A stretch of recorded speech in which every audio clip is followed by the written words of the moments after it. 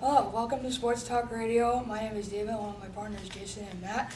We have some topics. First off, the MLB All-Star Game.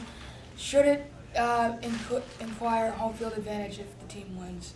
Jason, say So I think that it should, because unlike some other All-Star games that are treated like an exhibition, this game actually requires the players to play hard, and it's an interesting game to watch, and it gives people at home like a different reason to watch, like actually rooting for their team. I have to disagree with you. I think players, they don't want to get injured during the games, so they're not going to treat it as a real game, and they're not going to go as hard as they would in a real exhibition, playoff game, regular season game. And I don't think that if you're going to treat it like an exhibition game, I don't think it should count towards the World Series, which is the biggest series in baseball.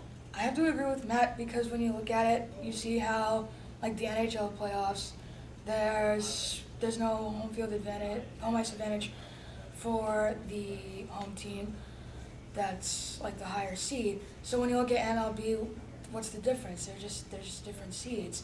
It should be based on rankings, standing wise. So I don't think that this should be something that requires home field advantage. Next topic: should Tom Brady keep appealing the 4-game suspension? I think he should not have, and he made the right decision because at that point, you're really throwing money at a lost cause because he's already wasted enough money on this. I think it was time to take the suspension, and I don't think the Supreme Court would have even taken the appeal case because I believe the Supreme Court accepts maybe around 1% of all cases that are brought in, so I don't think they would really care about a bunch of deflated footballs. Yeah, I would have to agree with you. Even if he is innocent, all the money that he has to pay, and just like you said, the Supreme Court almost definitely would not take the case. And so for him, he just wants to, I think, take a suspension, get back to focusing on football instead of all this other stuff. I have to agree because he's been at this for kind of a while. He hasn't really gotten anywhere with it. Last year was kind of a break. This year it's a little bit more strict.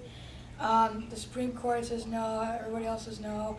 So I think that's a good idea to drop the 4-game suspension. And like you said, get back to football. This is what's more important. And this is just something that has to happen. Thanks for joining in Sports Talk Radio. We're out.